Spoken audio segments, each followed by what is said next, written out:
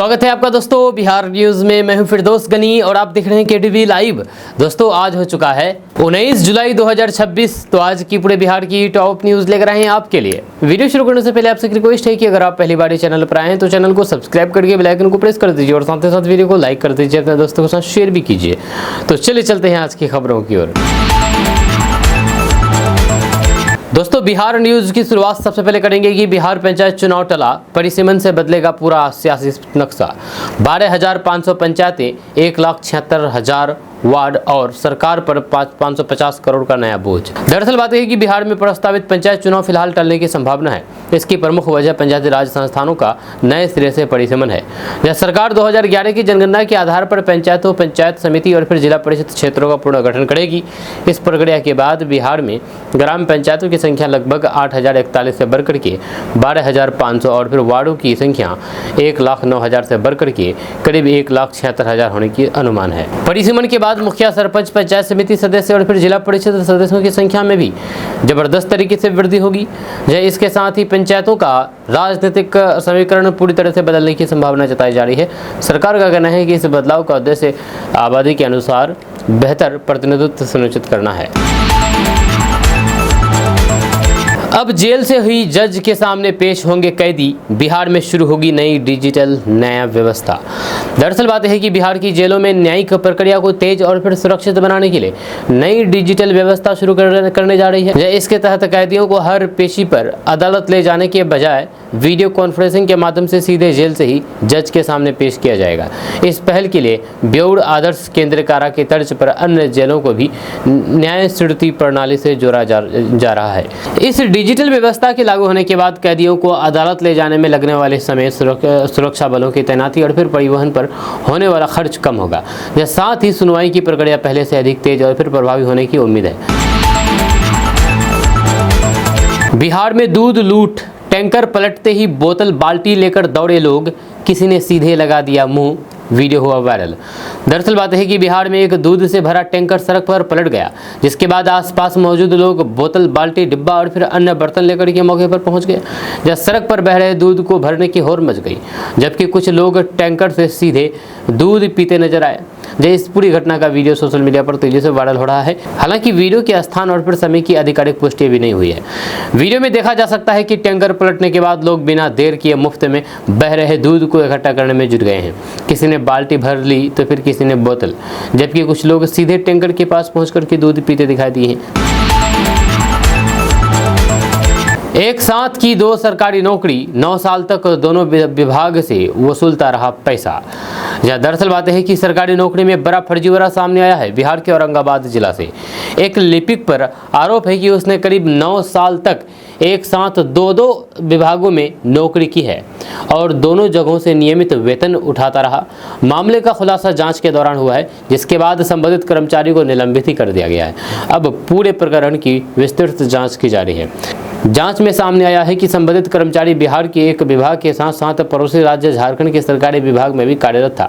शिकायत मिलने के बाद गठित जांच समिति ने दस्तावेजों और फिर सेवा अभिलेखों की जांच की, जिसमें दोनों जगह नौकरी और फिर वेतन लेने के आरोप सही पाए गए। संतोषजनक जवाब नहीं मिलने पर प्रशासन ने उनके खिलाफ कार्रवाई शुरू कर दी। पटना को मिलेगी बड़ी सौगात, कच्ची दरगाह बिदुपुर 6 लेन पुल तैयार, जुलाई के आखिरी सप्ताह में पीएम मोदी करेंगे उद्घाटन। दरअसल बात यह है कि बिहार के लोगों के लिए बड़ी खुशखबरी सामने आई है, जब पटना के कच्ची दरगाह से वैशाली के बिदुपुर को जोड़ने वाला बहुप्रतीक्षित 6 लेन गंगा पुल लगभग पूरी तरह से तैयार हो चुका है। करीब 19.76 किलोमीटर लंबी इस महत्वाकांक्षी परियोजना के उद्घाटन की तैयारियां अंतिम चरण में है। रिपोर्ट्स के मुताबिक जुलाई के आखिरी सप्ताह में प्रधानमंत्री मोदी इसका लोकार्पण कर सकते हैं। ये पुल उत्तर और दक्षिण बिहार के बीच सड़क संपर्क को नई गति देगा। इसके शुरू होने के बाद पटना, वैशाली, समस्तीपुर, दरभंगा, मुजफ्फरपुर और आसपास के जिलों के लोगों को आवागमन में बड़ी राहत मिलेगी। साथ ही साथ महात्मा गांधी सेतु पर वाहनों का दबाव भी काफी कम होने की उम्मीद है। अधिकारियों के अनुसार परियोजना का निर्माण कार्य लगभग पूरा हो चुका है और अंतिम तैयारियां चल रही है। बिहार की मिट्टी का कर्ज चुकाने का मौका, वेदांता के चेयरमैन अनिल अग्रवाल ने बिहार सरकार के साथ किया बड़ा समझौता। दरअसल बात है कि वेदांता समूह के चेयरमैन अनिल अग्रवाल की संस्था अनिल अग्रवाल फाउंडेशन ने बिहार सरकार के साथ एक महत्वपूर्ण समझौता किया, जहां इस समझौते के तहत बिहार में नंद घर परियोजना को आगे बढ़ाया जाएगा, जिसका उद्देश्य महिलाओं के सशक्तिकरण, बच्चों के पोषण, प्री स्कूल शिक्षा और फिर ग्रामीण विकास को बढ़ावा देना है। इस अवसर पर अनिल अग्रवाल ने कहा कि ये पहल उनके लिए बिहार की मिट्टी का कर्ज चुकाने का मौका है। समझौते के तहत बिहार के आंगनबाड़ी केंद्र को आधुनिक नंद घर के रूप में विकसित किया जाएगा। यहाँ बच्चों को बेहतर पोषण, प्रारंभिक शिक्षा, स्वास्थ्य सुविधाएं उपलब्ध कराई जाएगी, जबकि महिलाओं के लिए कौशल विकास और फिर आत्मनिर्भरता से जुड़े कार्यक्रम भी चलाए जाएंगे। फाउंडेशन का कहना है कि ये पहल राज्य के ग्रामीण क्षेत्रों में सामाजिक बदलाव लाने की दिशा में महत्वपूर्ण कदम साबित होगी। अनिल अग्रवाल ने बिहार सरकार और फिर मुख्यमंत्री के सहयोग के लिए आभार जताते हुए कहा है कि राज्य के विकास में योगदान देना उनके लिए गर्व की बात है। आपको बता दें कि अनिल अग्रवाल बिहार के सबसे बड़े पैसे वाले हैं, सबसे बड़े पूंजीपति वाले हैं, सबसे बड़े बिजनेसमैन हैं। कोसी कमला का कहर, दरभंगा में बाढ़ से थमी जिंदगी की रफ्तार, कई गांव का संपर्क टूटा, अलर्ट मोड पर प्रशासन, डीएम खुद कर रहे हैं निगरानी। दरअसल बात है कि लगातार हो रही बारिश और फिर कोसी और कमला नदियों के बढ़ते जलस्तर ने दरभंगा जिले में बाढ़ की स्थिति गंभीर कर दी है। कई गाँव का सड़क संपर्क टूट गया है, जिससे लोगों की आवाजाही प्रभावित हुई है।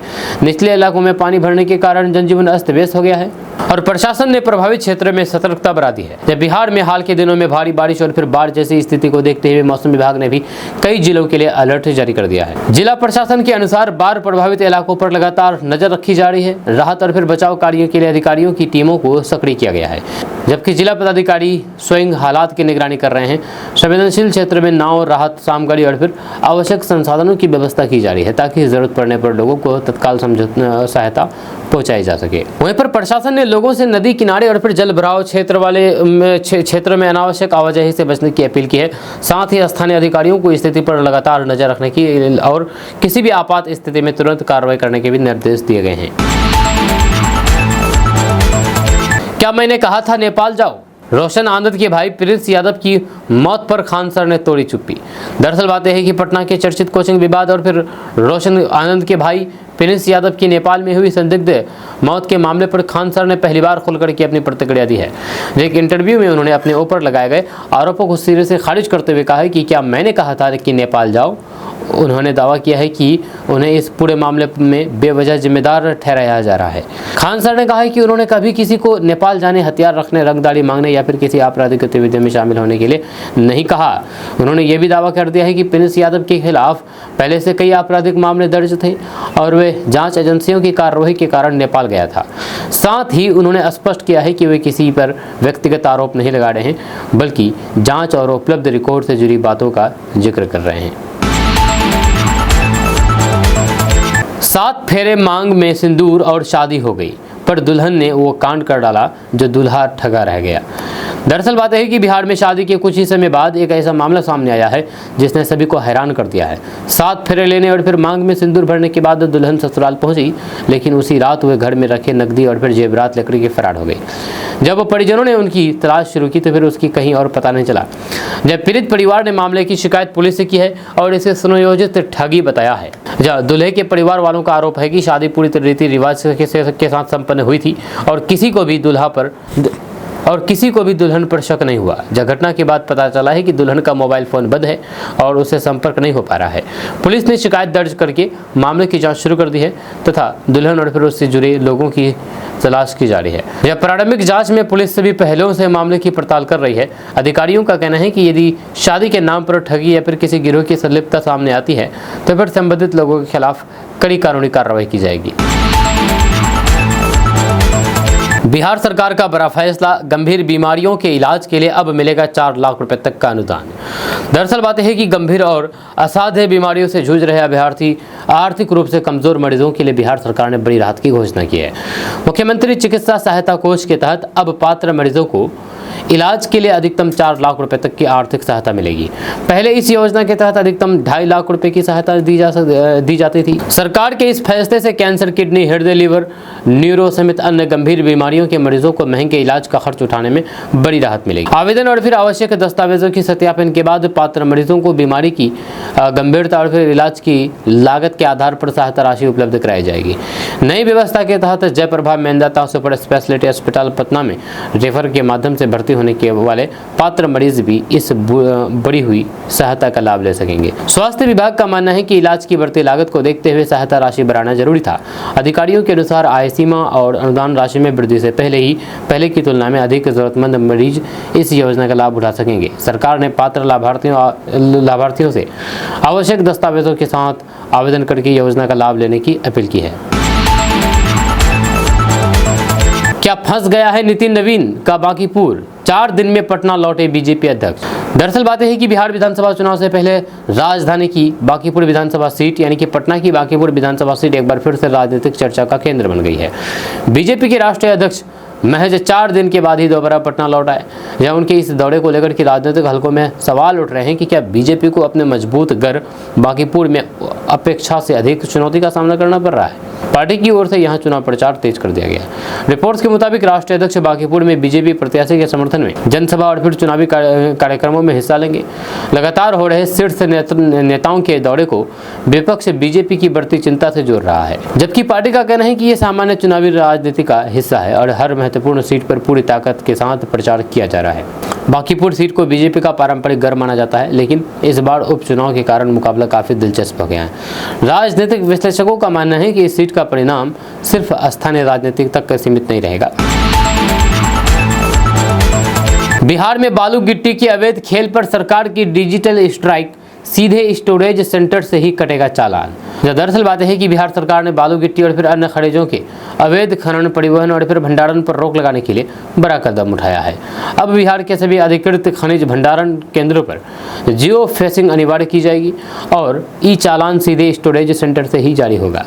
सरकार का मानना है कि इस डिजिटल व्यवस्था से अवैध कारोबार पर प्रभावी अंकुश लगेगा और खनिजों की आवाजाही पूरी तरह से ऑनलाइन निगरानी में रहेगी। नई व्यवस्था के तहत प्रत्येक स्टोरेज सेंटर का डिजिटल सत्यापन किया जाएगा।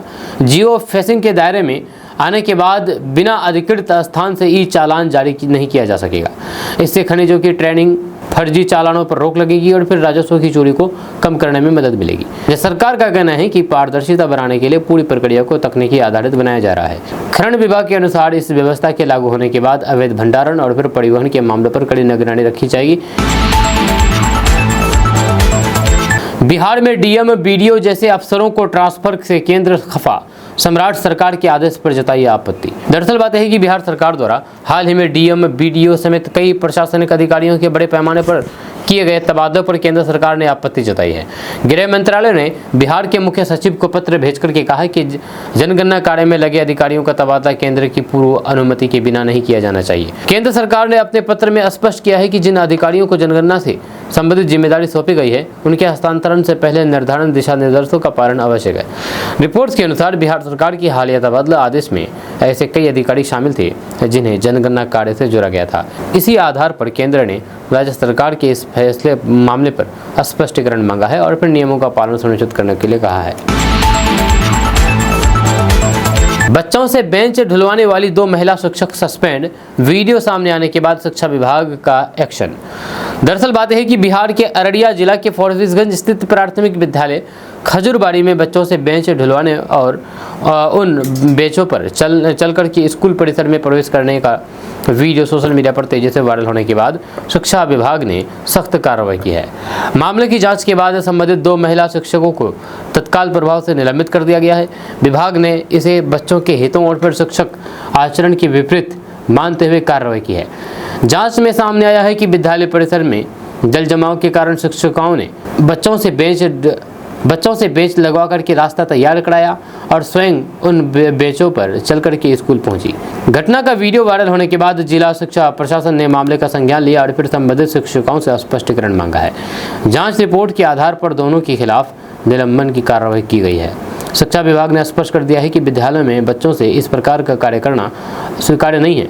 विभाग ने सभी स्कूलों को निर्देश दिया है कि विद्यार्थियों की सुरक्षा, सम्मान और फिर अधिकारों का पूरा ध्यान रखा जाए। अब बिहार में सिम खरीदने से पहले जान ले ये नया नियम, वरना हो सकती है कार्रवाई। दरअसल बात है कि बिहार में बढ़ते साइबर अपराध, डिजिटल अरेस्ट और फिर ऑनलाइन बैंकिंग धोखाधड़ी पर रोक लगाने के लिए जिला प्रशासन ने सिम कार्ड बिक्री को लेकर के नए निर्देश जारी किए हैं। अब सिम विक्रेताओं को हर ग्राहक का आधार आधारित ई-KYC अनिवार्य रूप से करना होगा।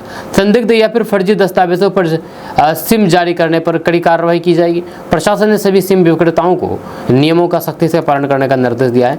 नए निर्देशों के तहत सिम विक्रेताओं का नियमित सत्यापन किया जाएगा और फिर उनकी गतिविधियों पर नजर रखी जाएगी। बिना उचित पहचान सत्यापन के सिम जारी करने, एक ही व्यक्ति के नाम पर संदिग्ध सिम संख्या में सिम एक्टिवेट करने या फिर नियमों का उल्लंघन करने वाले विक्रेताओं के लाइसेंस रद्द किए जा सकते हैं। जीतन राम मांझी नहीं मानते हैं भगवान को, कहा बेकार है भगवान का नाम, मैं नहीं करता पूजा पाठ। जीतन राम मांझी के बयान पर बवाल। दरअसल बात है कि केंद्रीय मंत्री और बिहार के पूर्व मुख्यमंत्री जीतन राम मांझी के भगवान और फिर पूजा पाठ को लेकर के दिए गए बयान के बाद राजनीतिक और फिर सामाजिक हलकों में बहस छिड़ गई है। जब गया जिले के अतरी स्थित अपने पैतृक गांव में पूर्वजों की प्रतिमाओं के अनावरण कार्यक्रम के दौरान जीतन राम मांझी ने कहा कि वे पूजा पाठ नहीं करते क्योंकि उनके अनुसार भगवान को किसी ने देखा नहीं है। उन्होंने ये भी कहा कि यदि कोई व्यक्ति अपने माता पिता का सम्मान नहीं करता है तो फिर केवल भगवान का नाम लेना या फिर पूजा करना बेकार है। अपने संबोधन में जीतन राम मांझी ने कहा कि उनके लिए माता पिता ही वास्तविक भगवान है और जीवन में उनकी सेवा सबसे बड़ा धर्म है। उन्होंने अपने संघर्षपूर्ण बचपन का जिक्र करते हुए कहा कि आज वे जिस मुकाम पर पहुंचे हैं उसमें उनके माता पिता के त्याग और फिर मेहनत का सबसे बड़ा योगदान है। उन्होंने स्पष्ट कर दिया है कि वे लोगों की धार्मिक आस्था का सम्मान करते हैं लेकिन व्यक्तिगत रूप से माता पिता के सेवा को ही सबसे बड़ी पूजा मानते हैं। नीतीश कुमार की जेडीयू लड़ेगी यूपी चुनाव, संगठन विस्तार से लेकर के चुनावी रणनीति पर हुआ एक मंथन। दरअसल बात है कि जेडीयू ने उत्तर प्रदेश विधानसभा चुनाव 2027 में उतरने का फैसला कर लिया है। जहां लखनऊ में आयोजित प्रदेश कार्यकारिणी की बैठक में पार्टी नेताओं ने संगठन विस्तार, बूथ स्तर तक मजबूती और फिर चुनावी रणनीति पर विस्तार से मंथन किया है। बैठक में निर्णय लिया गया है कि जेडीयू प्रदेश भर में अपने संगठन को मजबूत करते हुए आगामी विधानसभा चुनाव में सक्रिय भूमिका रूप से हिस्सा लेगी। बैठक में पार्टी नेताओं ने मंडल, जिला और विधानसभा स्तर पर संगठन को सशक्त बनाने, नए कार्यकर्ताओं को जोड़ने और जनसंपर्क अभियान तेज करने पर जोर दिया है। नेताओं ने कार्यकर्ताओं से सरकार की जन कल्याणकारी योजना और फिर पार्टी के विकासवादी सोच को लोगों तक पहुंचाने का भी आह्वान किया है। बिहार में किसान संगठनों की आंदोलन की धमकी, सैटेलाइट टाउनशिप पर सम्राट सरकार की बड़ी मुश्किल। दरअसल बात है कि बिहार सरकार की प्रस्तावित 12 सैटेलाइट टाउनशिप परियोजना को लेकर के किसान संगठनों का विरोध तेज हो गया है। संयुक्त किसान मोर्चा समेत कई किसान संगठनों ने भूमि अधिग्रहण का विरोध करते हुए आंदोलन की चेतावनी दी है। यह किसानों का कहना है कि उपजाऊ कृषि भूमि का अधिग्रहण उनके जीवन और फिर आजीविका पर प्रतिकूल असर डालेगा। इसी मुद्दे को लेकर के 22 जुलाई को विरोध प्रदर्शन का ऐलान भी किया गया है। किसान संगठनों का आरोप है कि परियोजना के लिए किसानों की सहमति और फिर उनकी चिंताओं का पर्याप्त समाधान किए बिना प्रक्रिया आगे बढ़ाई जा रही है। उनका कहना है कि यदि सरकार ने जमीन अधिग्रहण की योजना वापस नहीं ली गई तो फिर किसानों की मांगों पर गंभीरता से विचार नहीं किया तो फिर राज्यव्यापी आंदोलन और तेज किया जाएगा। 211 नए डिग्री कॉलेजों में होगी शिक्षकों की भर्ती। हर कॉलेज में इतने होंगे शिक्षक और शिक्षकेतर कर्मचारी, इसी महीने पूरी होगी प्रक्रिया। दरअसल बात है कि बिहार सरकार बिहार के डिग्री कॉलेज विहीन प्रखंडों में स्थापित किए जा रहे 211 नए डिग्री कॉलेजों में शिक्षकों और फिर शिक्षकेतर कर्मचारी की भर्ती की तैयारी में जुट गई है। शिक्षा विभाग के अनुसार प्रत्येक कॉलेज में लगभग 35 शिक्षक और फिर 20 शिक्षकेतर कर्मचारी नियुक्त किए जाएंगे। सरकार का लक्ष्य इसी महीने भर्ती प्रक्रिया से जुड़ी आवश्यक प्रशासनिक कार्य पूरे करके नियुक्ति का रास्ता साफ करना है। सरकार का कहना है कि नए डिग्री कॉलेज शुरू होने से उच्च शिक्षा की पहुंच उन क्षेत्रों तक होगी जहां पर अब तक कॉलेज की सुविधा उपलब्ध नहीं थी। जहां उच्च शिक्षा विभाग का मानना है कि 211 नए डिग्री कॉलेजों में नियुक्तियां पूरी होने के बाद हजारों युवाओं को रोजगार के अवसर मिलेंगे और राज्य में उच्च शिक्षा का ढांचा भी मजबूत होगा। विभाग भर्ती प्रक्रिया को निर्धारित समय सीमा के भीतर पूरी करने की तैयारी में है। सावधान, बिहार में लुटेरी दुल्हन गैंग एक्टिव, दूसरे राज्यों के लड़कों के से बंद कमरे में शादी करके बना रही है शिकार। दरअसल बात है कि बिहार के खगड़िया, सहरसा और मधेपुरा समेत आसपास के इलाकों में कथित लुटेरी दुल्हन गैंग के सक्रिय होने की सूचना के बाद पुलिस सतर्क हो गई है। पुलिस के अनुसार गिरोह सोशल मीडिया और फिर बिचौलिए के जरिए दूसरे राज्यों के युवकों से संपर्क करता है और उन्हें शादी का झांसा देकर के फिर बुलाता है और बंद कमरे में शादी की रस्म पूरी करने के बाद नकदी, जेवर और अन्य कीमती सामान लेकर के फरार हो जाता है। प्रारंभिक जांच में सामने आया है कि गिरोह फेसबुक, व्हाट्सएप और फिर अन्य माध्यमों से अविवाहित युवकों को निशाना बनाना है। उसके बाद शादी की पूरी प्रक्रिया प्रक्रिया बेहद गोपनीय तरीके से कराई जाती है और कुछ ही घंटों या फिर दिनों बाद कथित दुल्हन अपने साथियों के साथ फरार हो जाती है। पुलिस का कहना है कि कई मामलों में पीड़ितों से लाखों रुपए और फिर कीमती सामान की ठगी की गई है, जिसके आधार पर विभिन्न थानों में मामले दर्ज करके जाँच शुरू की गई है। बिहार के जिला अस्पतालों में अब रात में भी मिलेगी इमरजेंसी सेवा। गंभीर मरीजों को नहीं जाना पड़ेगा पटना, जाने सरकार का प्लान। दरअसल बात यह है कि बिहार स्वास्थ्य विभाग ने जिला अस्पतालों में स्वास्थ्य सेवाओं को और मजबूत बनाने के लिए बड़ा फैसला लिया है। नई व्यवस्था के तहत अब जिला अस्पतालों में रात के समय भी नियमित इमरजेंसी सेवा उपलब्ध रहेगी, ताकि गंभीर मरीजों को इलाज के लिए पटना या फिर अन्य बड़े मेडिकल कॉलेज अस्पताल में रेफर करने की आवश्यकता कम पड़े। इसके लिए रेफरल व्यवस्था लागू होने से पहले सभी जिला अस्पतालों में आवश्यक संसाधनों और फिर विशेषज्ञ डॉक्टरों की उपलब्धता सुनिश्चित की जा रही है। नई व्यवस्था के अनुसार जिला अस्पतालों में जनरल मेडिसिन, जनरल सर्जरी, शिशु रोग और स्त्री एवं प्रसूति रोग के विशेषज्ञ चिकित्सकों की रात्रिकालीन ड्यूटी रोस्टर के आधार पर लगाई जाएगी। बिजनेस में फेल होना आपके साथ होने वाली सबसे अच्छी चीज़ों में से एक है। अनिल अग्रवाल। दरअसल बात है कि बिहार के सबसे बड़े बिजनेसमैन और वेदांता समूह के संस्थापक अनिल अग्रवाल का मानना है कि बिजनेस में मिलने वाली असफलता कोई अंत नहीं, बल्कि सफलता की शुरुआत होती है। उनका कहना है कि बिजनेस में फेल होना आपके साथ होने वाली सबसे अच्छी चीज़ों में से एक है, क्योंकि यही अनुभव व्यक्ति को अपनी गलतियों से सीखने और पहले से अधिक मजबूत होकर के आगे बढ़ने का मौका देती है। अनिल अग्रवाल के अनुसार हर सफल उद्यमी के सफ़र में चुनौतियाँ और फिर असफलताएँ आती हैं। उनका मानना है कि जो लोग मुश्किल समय में हार नहीं मानते हैं और लगातार सीखते रहते हैं, तो वही आगे चल करके बड़ी सफलता हासिल करते हैं। उन्होंने युवाओं और फिर नए उद्यमियों को जोखिम लेने, धैर्य रखने और फिर अपने लक्ष्य पर लगातार काम करने की सलाह दी है। उन्होंने ये भी कहा है कि सफलता एक दिन में नहीं मिलती, बल्कि वर्षों की मेहनत, अनुभव और फिर असफलताओं से मिली सीख का परिणाम होती है। अनिल अग्रवाल का संदेश है कि अगर असफलता से को सीखने का अवसर समझा जाए, तो वही भविष्य में सबसे बड़ी सफलता की नींव बन सकती है। बिहार में स्टूडेंट क्रेडिट कार्ड का पैसा अटका, विद्यार्थियों की परीक्षा और डिग्री पर संकट। दरअसल बात है कि बिहार सरकार की स्टूडेंट क्रेडिट कार्ड योजना के तहत पढ़ाई कर रहे हजारों अभ्यर्थियों के सामने बड़ा संकट खड़ा हो गया है। आरोप है कि शिक्षा लोन की किस्तें समय पर जारी नहीं होने से कई निजी शिक्षण संस्थानों ने छात्रों की फीस लंबित बता दी है। इसका सीधा असर उनकी परीक्षा, एडमिट कार्ड, रिजल्ट और फिर डिग्री पर पड़ रहा है। कई छात्रों का कहना है कि उन्होंने स्टूडेंट क्रेडिट कार्ड योजना के भरोसे उच्च शिक्षा में दाखिला लिया था, लेकिन अब समय पर भुगतान नहीं होने के कारण कॉलेज प्रशासन की फीस जमा करने का दबाव बना रहा है। इससे विद्यार्थियों में भविष्य को लेकर की चिंता बढ़ गई है और वे जल्द से जल्द बकाया राशि जारी करने की मांग कर रहे हैं। वहीं इस मामले को लेकर कि बिहार राज्य शिक्षा वित्त निगम और फिर संबंधित विभाग की कार्यप्रणाली पर भी सवाल उठ रहे हैं। यह छात्रों और फिर अभिभावकों का कहना है कि यदि जल्द समाधान नहीं निकला तो फिर हजारों अभ्यर्थियों की पढ़ाई, परीक्षा और डिग्री प्रभावित हो सकती है। वे सरकार से तत्काल हस्तक्षेप करके लंबित भुगतान जारी करने की मांग कर रहे हैं। नेपाल बॉर्डर से सोशल मीडिया तक उत्तर बिहार में पाकिस्तानी हैंडलर्स का जाल, NIA ATS अलर्ट। दरअसल बात है कि उत्तर बिहार और फिर सीमांचल में पाकिस्तान से जुड़े संदिग्ध नेटवर्क के बढ़ते मामलों ने केंद्रीय और फिर राज्य सुरक्षा एजेंसियों की चिंता बढ़ा दी है। हाल के महीने में कई संदिग्ध की गिरफ्तारी के बाद जांच एजेंसियों को आशंका है कि सोशल मीडिया प्लेटफॉर्म के जरिए युवाओं को संपर्क में लाने और फिर उन्हें प्रभावित करने की कोशिश की जा रही है। इसी को देखते हुए NIA, बिहार ATS और फिर अन्य सुरक्षा एजेंसियों ने पूरे इलाके में सतर्कता बढ़ा दी है। जांच एजेंसियों के अनुसार कुछ मामलों में आरोप है कि संदिग्ध लोग सोशल मीडिया के माध्यम से विदेशी हैंडलर्स के संपर्क में आए और उन्हें भारत विरोधी गतिविधियों के लिए उकसाने या फिर जोड़ने की कोशिश की गई। विशेष रूप से नेपाल सीमा से लगे जिलों और सीमांचल क्षेत्र में संदिग्ध गतिविधियों पर नजर रखी कड़ी निगरानी रखी जा रही है। हालांकि हर मामले की जांच अलग अलग की जा रही है और सभी आरोपों की पुष्टि जांच पूरी होने के बाद ही होगी। बिहार में जमीन वालों की बल्ले बल्ले, 12 सैटेलाइट टाउनशिप के लिए आवेदन शुरू, लीज या मुआवजा सरकार ने दिए 2 विकल्प। दरअसल बात है कि बिहार सरकार ने बिहार के विभिन्न हिस्सों में 12 नई सैटेलाइट टाउनशिप विकसित करने की दिशा में बड़ा कदम उठाया गया है। इस परियोजना के लिए जमीन मालिकों से आवेदन मांगे गए हैं, जब सरकार ने भूमि उपलब्ध कराने के लिए 2 विकल्प दिए हैं, जमीन को दीर्घकालिक लीज पर देना या फिर निर्धारित नियमों के अनुसार मुआवजा प्राप्त करना। इस पहल का उद्देश्य आधुनिक शहरी विकास को बढ़ावा देना और फिर बेहतर आवासीय एवं व्यावसायिक सुविधाएं उपलब्ध कराना है।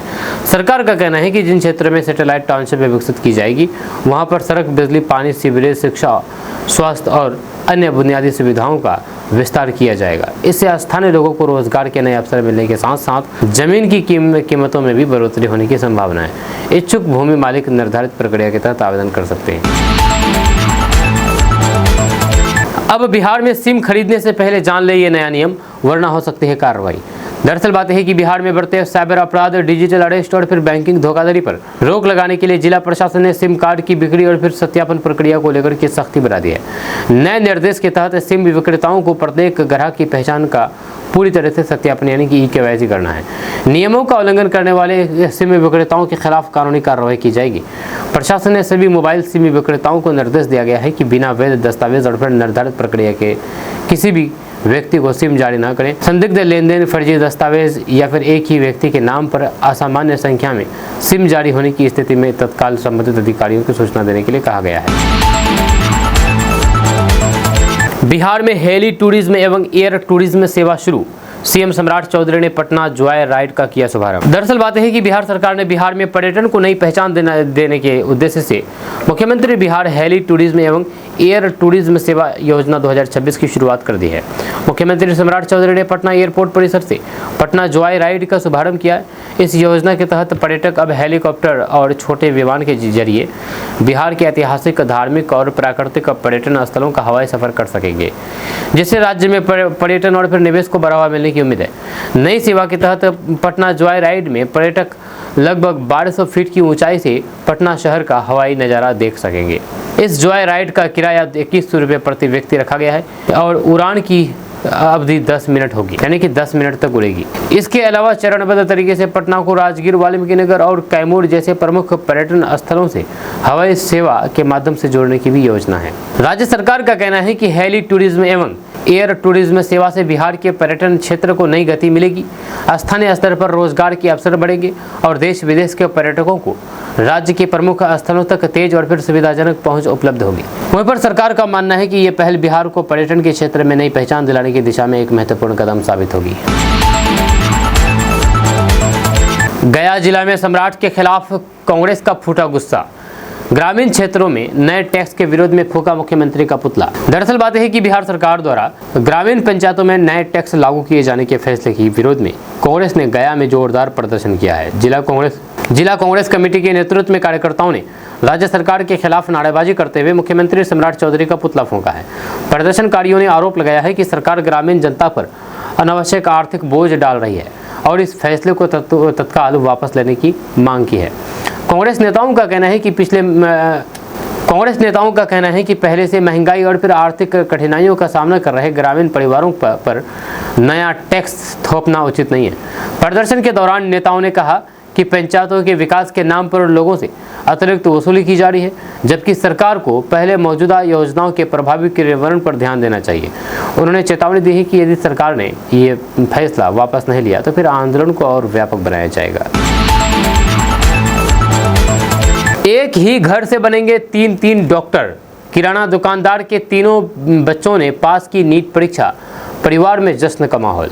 दरअसल बात है कि बिहार के सहरसा जिला से एक प्रेरणादायक कहानी सामने आई है, जहां एक साधारण किराना दुकानदार के तीनों बच्चों ने नीट यूजी परीक्षा पास करके परिवार और फिर जिले का नाम रोशन किया है।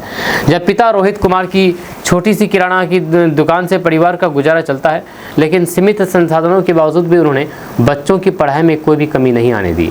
तीनों भाई बहनों की सफलता के बाद परिवार, रिश्तेदारों और फिर पूरे गाँव में खुशी का माहौल है। तीनों सफल अभ्यर्थियों में रजनीश कुमार, साक्षी कुमारी और प्रहलाद कुमार शामिल है। रजनीश और साक्षी ने तीसरे प्रयास में सफलता हासिल की, जबकि सबसे छोटे भाई प्रहलाद ने पहले ही प्रयास में नीट परीक्षा पास कर ली है।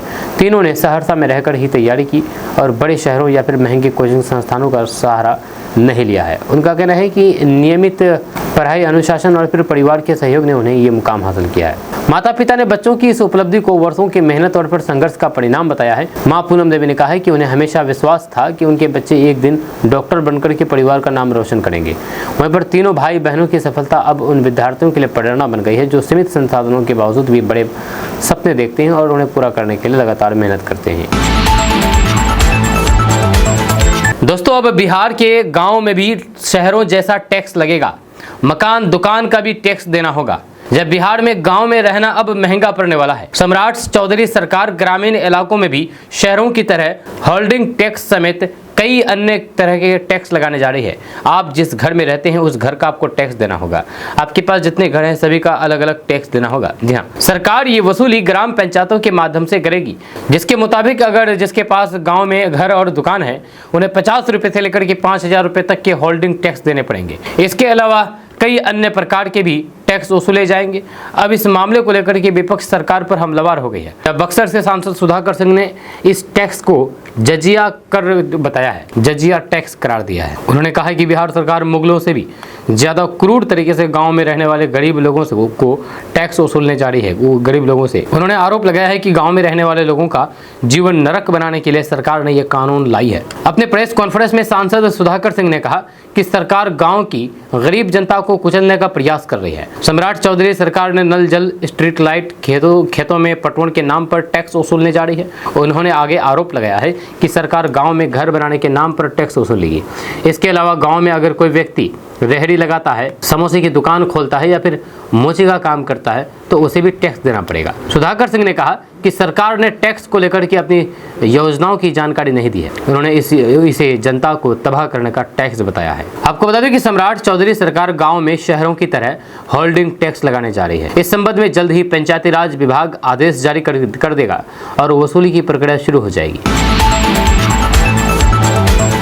दोस्तों, जामिया मिल्लिया इस्लामिया नई दिल्ली यूनिवर्सिटी के असिस्टेंट प्रोफेसर डॉक्टर रकीब आलम ने 13 जुलाई 2026 को बिहार के माननीय शिक्षा मंत्री मिथिलेश कुमार जी से पटना में मुलाकात की। मुलाकात के दौरान डॉक्टर रकीब आलम ने शिक्षा मंत्री मिथिलेश तिवारी से बिहार राज्य में सतत विकास लक्ष्यों के तहत गुणवत्तापूर्ण शिक्षा, लैंगिक समानता, अच्छा स्वस्थ और खुशहाली, शांति, न्याय और फिर मजबूत संस्थाओं को बढ़ावा देने की मांग की है। जहाँ डॉक्टर रकीब आलम ने शिक्षा मंत्री से प्रत्येक क्षेत्र में नैदानिक वैज्ञानिकों और फिर मनोचिकित्सक की नियुक्ति और राज्य में मानवता और शांति मंत्रालय की स्थापना की मांग की है। डॉक्टर रकीब आलम ने शिक्षा मंत्री महोदय को ज्ञापन प्रस्तुत किया। ज्ञापन में कहा गया है कि माननीय महोदय, आजकल मानवता खतरे में है। हमें उच्च शिक्षा मूल्यों वाले अच्छे मानकों का निर्माण करना आवश्यक है। आत्ममुग्ध व्यक्तित्व विकार से ग्रस्त व्यक्तियों की संख्या में कई गुना वृद्धि हुई है। आत्ममुग्ध व्यक्तित्व विकार से ग्रस्त व्यक्ति समाज और फिर विश्व शांति के लिए सबसे बड़ा खतरा है। आत्ममुग्ध व्यक्तित्व विकार से ग्रस्त अधिकांश व्यक्तित्व के शिकार अवसाद से पीड़ित हैं, जिसके कारण जान देने की प्रवृत्ति बढ़ जाती है। साथ ही अनिद्रा, चिंता और फिर उच्च रक्तचाप, जिसके कारण हृदय गति रुक सकती है। गठिया, भ्रमपूर्ण परजीवी संक्रमण, मस्तिष्क की सुस्ती, आत्मसम्मान की कमी, आघात से जुड़ाव, नशीली दवाओं की लत आदि जैसी समस्याओं से भी ग्रस्त। अधिकांश हत्यारे, लड़कियों के साथ गलत काम करने वाले, संगठित अपराधी, चोर, लुटेरे, साइबर अपराधी, गुंडे और फिर झपटमार आत्ममुग्ध व्यक्तित्व विकार से ग्रस्त हैं। सामान्य जनसंख्या में आत्ममुग्ध व्यक्तित्व विकार से ग्रस्त व्यक्तियों की संख्या लगभग 1 से 2% है। आत्ममुग्ध व्यक्तित्व शिकार से ग्रस्त व्यक्ति सबसे बड़े पाखंडी होते हैं और उनके पापों का पर्दाफाश आसानी से नहीं हो पाता। प्रत्येक जिले, न्यायालय, अस्पताल, पुलिस स्टेशन, पंचायत, विद्यालय, रजिस्ट्री ऑफिस, महाविद्यालय, संस्थान और विश्वविद्यालय में आत्ममुग्ध व्यक्तित्व विकार से पीड़ित व्यक्तियों की पहचान करने के लिए ऐसे नैदानिक मनोवैज्ञानिकों की नियुक्ति आवश्यक है जो दुर्व्यवहार से उबरने में विशेषज्ञ हुए हों। राज्य के हर नागरिकों तक सार्वभौमिक नैतिक मूल्यों, भारतीय संवैधानिक मूल्यों, मानव अधिकार, महिला अधिकारों, मनोविज्ञान और फिर दर्शन शास्त्र को नई नीति 2020 के अनुसार पहुंचा करके आत्ममुग्ध व्यक्तित्व विकार से ग्रस्त व्यक्तियों की संख्या कम की जा सकती है। मैंने आत्ममुग्ध व्यक्तित्व विकार से ग्रस्त व्यक्तियों और फिर उनकी असामाजिक गतिविधियों के बारे में पीएमओ पोर्टल पर शिकायत दर्ज कराई थी। पीएमओ की तरफ से राष्ट्रीय स्वास्थ्य मिशन यानी कि एनएमएचपी के जिला मानसिक स्वास्थ्य कार्यक्रम डीएमएचपी घटक को 767 जिलों में लागू करने की मंजूरी मिल चुकी है, जिसके लिए राज्यों केंद्र शासित प्रदेशों को राष्ट्रीय स्वास्थ्य मिशन के माध्यम से सहायता प्रदान की जाती है। मानवता और शांति को बढ़ावा देने के लिए राज्य में मानवता और शांति मंत्रालय की स्थापना समय की सबसे बड़ी आवश्यकता है। विधायिका, कार्यपालिका, न्यायपालिका, मीडिया कर्मियों और आम लोगों के लिए नैदानिक मनोविज्ञान में विशेष प्रशिक्षण कार्यक्रम शुरू किया जाना चाहिए ताकि आत्ममुक्त व्यक्तित्व विकास।